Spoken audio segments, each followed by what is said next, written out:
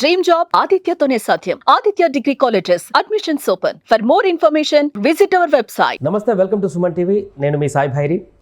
ఆంధ్రప్రదేశ్ రాజధాని అమరావతిలో తాజాగా ఐకానిక్ బిల్డింగ్స్ టవర్స్ నిర్మించేటువంటి దిశగా ప్రభుత్వం అడుగులు వేస్తుంది. సచివాలయ నిర్మాణానికి సంబంధించి తాజా అప్డేట్ అందరినీ ఆసక్తి రేకెత్తిస్తుంది. దీనికి సంబంధించి మనం మాట్లాడుతూ మనతో పాటు Suman TV news chief editor Keshav గారు ఉన్నారు. సార్ నమస్తే. నమస్తే. సో ఇప్పటికే వడివడిగా అభివృద్ధి కార్యక్రమాలతో ముందుకు వెళ్తున్నటువంటి అమరావతిలో సచివాలయ భవనాలకు సంబంధించి తాజా నమూనా కానీ ఆ వివరాలు కానీ చాలా క్యూరియాసిటీ పెంచుతున్నాయి. వరల్డ్ వైడ్గా కూడా ఆసక్తి కనబరిచేటువంటి బిల్డింగ్లా కనిపిస్తున్నాయి.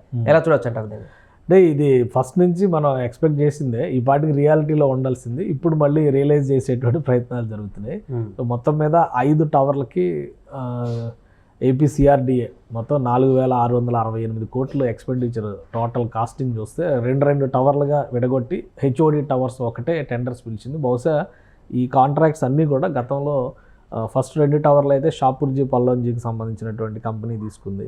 ఎల్ఎన్టీ అలానే ఎన్సీసీ ఇవన్నీ కూడా పోటీ పడ్డాయి. సో ఈసారి కూడా ఆ సంస్థలకే వచ్చే అవకాశం ఉంది. ముఖ్యంగా షాపూర్జీ పల్లోంజీ సంస్థ ఏంటంటే టవర్ 1 and 2 గతంలో బేస్మెంట్ వేసినటువంటి ప్రాంతంలో క్లియరెన్స్ ప్రాసెస్ ఆల్రెడీ 2 రోజుల క్రితమే మొదలుపెట్టింది. దీనికి రీజన్ వాళ్ళు ఏం చెప్తున్నారంటే అక్కడ గతంలో వాడినటువంటి మెటీరియల్ మొత్తం కూడా నీట మునిగి ఉండిపోయింది. సో దాన్ని క్లీనప్ చేసేటువంటి పని మొదలు పెట్టా ఉన్నారు. బట్ అర్థమవుతున్నటువంటి సమాచారం, మనకి అర్థమవుతున్నటువంటి వ్యవహారాన్ని బట్టి చూస్తే ఏంటంటే మ్యాక్సిమం పాత సంస్థలకే ఈ టెండర్స్ ఫైనల్ అయ్యే అవకాశం ఉంది. 1వ తేదీ డెడ్ లైన్ పెట్టారు. 1వ తేదీ L1ని డిసైడ్ చేస్తారు. తర్వాత లెటర్ ఆఫ్ అప్రూవల్ ఇస్తారు, LOA అంటారు. ఆ లెటర్ ఇచ్చిన తర్వాత పనులు పూర్తి స్థాయిలో మొదలుపెట్టేటువంటి స్కోప్ ఉంటుంది. ఐకానిక్ స్ట్రక్చర్స్లో కీలకమైనవి అంటే అమరావతిలో ఐకానిక్ స్ట్రక్చర్స్లో కీలకమైనవి ఏపీ హైకోర్టు, అలానే ఏపీ అసెంబ్లీ భవనం, ఈ 5 టవర్లు. సో ఆల్రెడీ ఒక అసెంబ్లీ భవనానికి సంబంధించినటువంటి కాంట్రాక్ట్ ఎల్ఎన్టీ సంస్థకు వచ్చేసింది. అలానే హైకోర్టుకు సంబంధించి ఎన్సీసీ సంస్థకు వచ్చింది. అదేమో G+7 కడుతున్నారు. ఇదేమో ఇప్పుడు ఆల్రెడీ ఉన్న తాత్కాలిక హైకోర్టు దాన్ని ఏం చేసేటువంటి అవకాశం? యాక్చువల్గా ప్రస్తుతం ఉన్నటువంటి తాత్కాలిక హైకోర్టు అమరావతి డిస్ట్రిక్ట్ కోర్టు కోసం కన్స్ట్రక్ట్ చేసినటువంటి నిర్మాణం అది. సో అది ప్రాసెస్ విషయంలో, నిర్మాణం విషయంలో చాలా వేగంగా ఉంది కాబట్టి వీలైనంత వేగంగా అది కంప్లీట్ చేసి అప్పటికి హైకోర్టు బైఫర్కేట్ కాల. 2014లో అపాయింటెడ్ డే ప్రకారం రాష్ట్ర విభజన జరిగింది, కానీ 2018 వరకు రాష్ట్ర హైకోర్టు విభజన జరగల. కాబట్టి అప్పుడు రెడీ అయినటువంటి బిల్డింగ్ కాబట్టి ఆ బిల్డింగ్లో హైకోర్టుని పెట్టారు. తర్వాత పర్మనెంట్ హైకోర్టు కడతాం అనేటువంటి ఒక మాట చెప్పారు. సో ఇప్పుడు కొత్త హైకోర్టు నిర్మాణ భవనం కంప్లీట్ అయిన తర్వాత ఇందులోకి హైకోర్టు షిఫ్ట్ అవుతుంది. దాన్ని అమరావతి డిస్ట్రిక్ట్ కోర్టుగా ఉపయోగిస్తారు. ఎందుకంటే అమరావతి రీజియన్ మొత్తాన్ని, ఏపీసీఆర్డీఏ రీజియన్ మొత్తాన్ని కూడా ఒక జిల్లాగా చేయాలి అనేటువంటి ప్రతిపాదన. ఎక్కడైనా జిల్లా ఉంటుంది, రాజధాని జిల్లా అవుతుంది. ఎందుకంటే హైదరాబాద్ డిస్ట్రిక్ట్ ఉంది కదా. సో అన్ని చోట్ల ఎలా అయితే అన్ని రాష్ట్రాల్లో ఫాలో అవుతారో అదే తరహాలో అమరావతి డిస్ట్రిక్ట్ కోర్టు కాంప్లెక్స్ అవ్వాల్సినటువంటి బిల్డింగ్ ప్రస్తుతం ఏపీ హైకోర్టుగా సేవలు అందిస్తుంది. ఇది వచ్చిన తర్వాత ఆటోమేటిక్గా అది జిల్లా కోర్టు కింద మార్చేటువంటి అవకాశం ఉంటుంది. సో ఆ కాంట్రాక్టులు ఫైనల్ అయిపోయినాయి. పెండింగ్లో ఉన్న వాటిలో, ఐకానిక్ స్ట్రక్చర్లో పెండింగ్లో ఉన్న వాటిలో ఈ 5 టవర్లకి సంబంధించినటువంటి అంశం పైన స్పష్టత రాలేదని ఇంతవరకు అనుకున్నారు. సో దీని మీద స్పష్టత వచ్చింది. 2వ తేదీన ప్రధానమంత్రి అడుగు పెట్టే నాటికి LOA కూడా ఇచ్చేసేటువంటి అవకాశం ఉంది. అంటే ప్రధానమంత్రి శంకుస్థాపన చేయబోయేటువంటి పనుల్లో ఈ 5 భవనాలకు సంబంధించి కూడా శంకుస్థాపన రాయి వేసే అవకాశం అయితే కనిపిస్తుంది. అంటే ప్రభుత్వ భవనాలకు సంబంధించి మన ఇండియాలో ఎక్కడ చూసినా కూడా అంతకుముందు ఉన్నటువంటి హెరిటేజ్ కల్చర్కు కొంచెం రిలేటెడ్గా నిర్మాణాలు జరుగుతుండేది మన దగ్గర. ఇప్పుడు తెలంగాణలో కట్టినటువంటి సచివాలయం కానీ మిగతా ప్రాంతాల్లో కానీ ఈ టవర్స్ అనేటువంటి ఒక కొత్త మోడల్లా కనిపిస్తుంది. అంటే ఇది 40 అంతస్తులు 50 అంతస్తుల టవర్. ఒకటి హెచ్ఓడి టవర్. హెచ్ఓడి టవర్ అంటే హెడ్ ఆఫ్ ద డిపార్ట్మెంట్స్ మొత్తం అందరూ కూడా ప్రిన్సిపల్ సెక్రటరీస్ లెవెల్లో ఉండేటువంటి ఆఫీసర్స్ అందరూ కూడా అక్కడ ఉండేటువంటి అవకాశం ఉంటుంది. అలానే సీఎం ఆఫీస్ కూడా అదే బిల్డింగ్లో ఉంటుంది. అది 50 అంతస్తులు ఉంటుంది. పైన హెలికాప్టర్ ల్యాండింగ్ కోసం ఏర్పాట్లు కూడా ఉంటాయి దానిలో. అది ఒక టవర్. మిగతా 4 టవర్లు కూడా 40 ఫ్లోర్స్, 40 అంతస్తులు ప్లస్ బేస్మెంట్ 2, గ్రౌండ్ ఫ్లోర్ 1. అంటే సో ఆ ఈక్వేషన్స్లో చూసినప్పుడు 42, 43 కింద మనకి అంతస్తుల కింద కనబడతాయి అనమాట. సో ఈ మోడల్ డిజైన్ చేయడానికి కారణం ఏంటంటే ఇవి ఒక ఐకానిక్ స్ట్రక్చర్గా ఆధునిక రాజధాని అమరావతి అనేటువంటి విషయాన్ని చెప్పే విధంగా డిజైన్ చేశారు. డిజైన్లో ఆధునికమైనటువంటి ఇంజనీరింగ్ టెక్నాలజీ అంతా ఉంది. బట్ యాంబియన్స్ మొత్తం కూడా ఆంధ్రప్రదేశ్ సంస్కృతి, ఆంధ్రుల సంస్కృతిని ప్రతిబింబించే విధంగా డిజైన్ చేశారు. మీరు ఇప్పుడు చూస్తే ఐకానిక్ వంతెన కానీ ఐకానిక్ అంశాలు అన్నిటినీ కూడా ఒక నమూనాను తీసుకుని ఆ నమూనాల ప్రకారం చేసుకుంటూ వెళ్ళారు. హైకోర్టు బిల్డింగ్ చూస్తే ఆ నమూనా ఒక విధంగా అమరావతి స్తూపం నుంచి ఇన్స్పైర్ అయ్యారనేటువంటి మాట కూడా చెప్పారు. సో ఇట్లాంటి వాటి నుంచి ఇన్స్పైర్ అయి చేసినటువంటి మోడల్సే అది. ఏ అనేటువంటి షేప్ ఆ విధంగా ఉంటుంది కాబట్టి అసెంబ్లీ టవర్ని పొడవుగా రూపొందించారు.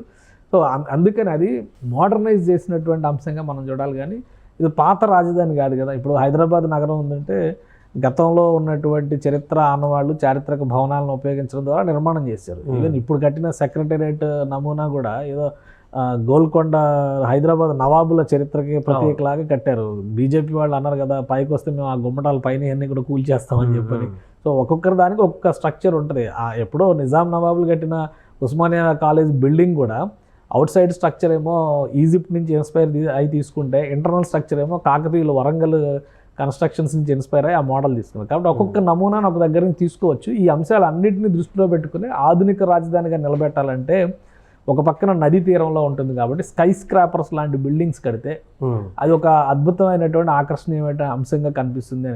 మొత్తంగా అమరావతిలో ఉండేటువంటి ఐకానిక్ స్ట్రక్చర్స్లో ఈ 5 టవర్లు, అసెంబ్లీ, హైకోర్టు బిల్డింగ్, ఇంకోటి ఐకానిక్ బ్రిడ్జ్. సో ఐకానిక్ బ్రిడ్జ్కి సంబంధించి ఇంకా క్లారిటీ రాలా. టెండర్స్ కార్పొరేట్ స్టైల్లో అనుకోవచ్చా ఇది? ఇప్పుడు అంతర్జాతీయ 100% కార్పొరేట్ స్టైల్, ఇంటర్నేషనల్ స్టాండర్డ్స్కి తగ్గట్టుగా అసలు బిల్డింగ్లో పిల్లర్స్ ఉండవు. ఆసక్తికరమైనటువంటి విషయం ఏంటంటే ఇప్పుడు ఈ బిల్డింగ్స్ నిర్మించాలంటే 60,000 టన్నుల ఐరన్ అవసరం అవుతుంది. మీకు బయట నుంచి కనిపిస్తున్నటువంటి ఎలివేటెడ్ స్ట్రక్చర్ ఏదైతే ఐరన్ బీమ్స్తో కనిపిస్తుందో దాని మీద భవనం నిలబడుతుంది.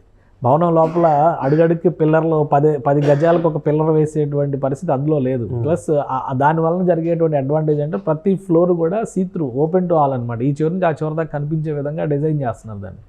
దానికి అనుసంధానించేటువంటి విధంగా ఒక డయాగ్రిడ్ స్ట్రక్చర్ వస్తుంది. ఆ స్ట్రక్చర్ పైన నిలబడుతుంది. అందుకనే విపరీతంగా ఇనుము వినియోగం ఇందులో చాలా ఎక్కువగా ఉంటుంది. ఆల్రెడీ అధికారులు, నాకు కూడా ఒక డౌట్ ఉంది, ఎందుకంటే బళ్ళారి తర్వాత జిందాల్ ప్లాంట్, వీళ్ళందరూ రాయగఢ్లో ప్లాంట్, అక్కడ నుంచి ఐరన్ సప్లై కోసం డిస్కషన్స్ జరుగుతున్నట్టుగా సమాచారం వస్తుంది. వీటన్నిటికీ మరి Vizag steel pride of steel అంటున్నాం కదా, వైజాగ్ స్టీల్ని ఎందుకు ఉపయోగించరు? సిక్ ఇండస్ట్రీ అని చెప్పని సెంట్రల్ గవర్నమెంట్ సపోర్ట్ చేయడానికి రెడీగా ఉండి, ఇప్పుడు మొన్నే కదా వీళ్ళు కొంతమంది ఎంప్లాయీస్ని తీసేస్తే, దగ్గర 1500 మంది ఎంప్లాయీస్ని తీసేస్తుంటే వాళ్ళందరూ రోడ్లపైకి వచ్చినటువంటి పరిస్థితి చూసాం కదా. వైజాగ్ స్టీల్కి కాంట్రాక్ట్లు ఇస్తే వైజాగ్ ప్లాంట్ని కాపాడుకోవచ్చు, ఆంధ్రలో ఉక్కుతో కట్టినటువంటి ఆంధ్రలో రాజధాని అని చెప్పుకునేటువంటి గౌరవం ఉంటుంది. మరి ప్రభుత్వం దానిపైన ఆలోచన చేస్తుందేమో చూడాలి. బట్ వేరేస్ ఆప్షన్ అంటే ఒక్క వైజాగ్ స్టీల్ ప్లాంటే సప్లై చేయలేకపోవచ్చు. 60,000 టన్నులు కావాలన్నప్పుడు ఒక 3-4 కంపెనీల నుంచి ఆర్డర్స్ ఇచ్చేటువంటి అవకాశం ఉండదు. అందులో వైజాగ్ స్టీల్ కూడా ఉండాలని మనం కోరుకోవాలి.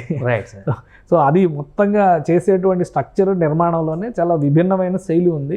ఇంకో విషయం ఏంటంటే అసెంబ్లీ భవన నిర్మాణానికి సంబంధించి కూడా ఆ స్ట్రక్చర్ కన్స్ట్రక్షన్ కోసం మళ్ళీ ఫోస్టర్ ప్లస్ పార్ట్నర్స్ అంటే ఇంజనీర్స్ ఎవరైతే డిజైన్ చేస్తారో వాళ్ళు వచ్చి నిర్మాణ సంస్థలకి ట్రైనింగ్ ఇచ్చారు. వాళ్ళ ఇంజనీర్లు అందరూ కూడా ఎలా మానిటరింగ్ చేయాలి, అలానే స్ట్రక్చర్ విషయంలో ఏ స్టేజ్లో కేర్ఫుల్గా ఎక్కడ ఉండాలి, సో వాటి మెజర్మెంట్స్ వీటన్నిటిపైన ఒక 2-3 రోజులు వర్క్షాప్ జరిగింది అమరావతిలో. ఏపీసీఆర్డీఏ స్పెషల్గా దాన్ని నిర్వహించింది. ఆ తర్వాతే టెండర్స్కి ఆఫర్ చేశారు. ఎందుకంటే మధ్యలో ఆగిపోయింది పని. ఇప్పుడు మొదలు పెట్టాల్సినటువంటి అవసరం ఉంది కదా, ఎక్కడ ఆగింది, ఎలా మొదలు పెట్టాలి, ఎలా ముగించాలి, దీనిపైన విస్తృతమైన కసరత్తు తర్వాతే ఈ టెండర్స్ రిలీజ్ చేశారు. 1వ తారీఖున టెండర్స్ క్లోజ్. టెండర్స్ అయిపోయి ప్రారంభం ఒకవేళ అయితే ఏ సమయానికి ఇది పూర్తయ్యేటువంటి అవకాశం ఉంది? యాక్చువల్గా గవర్నమెంట్ పెట్టిన టార్గెట్ 2.5 సంవత్సరాలు ప్లస్ ఒక 6 నెలలు గ్రేస్ పీరియడ్ ఇచ్చారు. అంటే మొత్తం మీద 3 సంవత్సరాల్లో కంప్లీట్ చేయాలనేది టార్గెట్. ఇప్పుడు అమరావతిలో ప్రారంభోత్సవాలు అనేది బహుశా ప్రధానమంత్రి పర్యటన నుంచే మొదలవుతాయని మనం అనుకోవచ్చు. ఎందుకంటే సిఆర్డీఏ భవనం ఆల్మోస్ట్ ఫినిషింగ్ స్టేజ్కి వచ్చింది. రేపు ప్రారంభోత్సవాల్లో సిఆర్డీఏ భవనం కూడా ఉండొచ్చు. అలానే కొన్ని కంపెనీలకి సంబంధించినటువంటి సంస్థలు 11 నెలలు టార్గెట్ పెట్టుకుని అమరావతిలో నిర్మాణాలు చేయాలనేటువంటి ఆలోచనతో ఫోరెన్సిక్ ల్యాబొరేటరీ కానీ ఇట్లాంటి ఆల్మోస్ట్ ఫినిషింగ్ స్టేజ్లో ఉన్నాయి. సో ఇవి ప్రారంభోత్సవాలు జరుగుతాయి. చంద్రబాబు నాయుడు గారు ఇల్లే 11 నెలలు టార్గెట్ పెట్టారు కదా, G+1 కాబట్టి. సో 1 year 1.5 year నుంచి రోడ్లు కంప్లీట్ అయ్యేటువంటి అవకాశం మొదలవుతుంది. రోడ్లు complete, arterial roads, sub arterial roads ఇట్లాంటివన్నీ కూడా 11 నెలలు 18 నెలలు ఇట్లా టార్గెట్ పెట్టారు. కాబట్టి ఏడాది నుంచి 2.5 ఏళ్ళ 3 ఏళ్లలో అమరావతి మౌలిక స్వరూపం మొత్తాన్ని కూడా చూడడానికి అవకాశం ఉంటుంది మనకి. రైట్. సో ఈ భవనాలు కూడా 2.5 ఏళ్ల నుంచి 3 ఏళ్లలో పూర్తి చేసే దిశగానే ప్రభుత్వం ఒక ప్రణాళికని డిసైడ్ చేసింది. ఫండింగ్ ప్రాబ్లం లేదు, మిగతా అంశాలన్నిటికీ కూడా ఒక క్లారిటీ, ముందే వర్క్ ఫ్లో ఎలా ఉండాలనే దాని మీద ఒక క్లారిటీ తీసుకున్నారు. కాబట్టి వీలైనంత వేగంగా పనులు జరుగుతాయని చెప్పని మాత్రం మనం ఆశించవచ్చు. రా మెటీరియల్కి సంబంధించిన షార్టేజ్ రాకుండానే ఇప్పుడు గ్రావెల్ పైన మన నారాయణ గారు ఎక్కడెక్కడ అవైలబిలిటీ ఉందో చెక్ చేసుకున్నారు. ఇసుకకి సంబంధించి 60 కోట్ల టన్నుల పైన ఇసుక అవసరం అయిద్దని చెప్పినారు. సో దానిపైన అధ్యయనం చేస్తున్నారు, ఎక్కడెక్కడి నుంచి తెప్పించాలి. ఇప్పుడు స్టీల్ ఎక్కువగా ఉపయోగించేటువంటి దానికి సంబంధించి దానిపైన అధ్యయనం చేస్తున్నారు. కాబట్టి raw material shortage, man power shortage లేకుండా చూసుకుంటే ఫండ్ విషయంలో కానీ మిగతా విషయాల్లో ఎలాంటి ఇబ్బందులు లేవు. కాబట్టి 3 ఏళ్లలో నిర్మాణం చేయడం అనేది పెద్ద కష్టమైనటువంటి ప్రక్రియ కాదు. Right sir. అది ప్రస్తుతం అమరావతిలో 5 టవర్లకు సంబంధించి నిర్మాణాలు, సచివాలయాలకు సంబంధించినటువంటి ఐకానిక్ టవర్ల నిర్మాణానికి సంబంధించి టెండర్ల ప్రక్రియ కొనసాగుతుంది. వచ్చే నెలలోనే ఆ టెండర్లు కూడా పూర్తి చేసి ఆ నిర్మాణానికి సంబంధించిన ప్రారంభోత్సవాన్ని కూడా చేసేటువంటి దిశగా ప్రభుత్వం అడుగులేస్తుంది. సుమన్ టీవీలో మీ పర్సనల్ అండ్ బిజినెస్ ప్రమోషన్స్ కోసం కింది నెంబర్కి కాంటాక్ట్ చేయండి.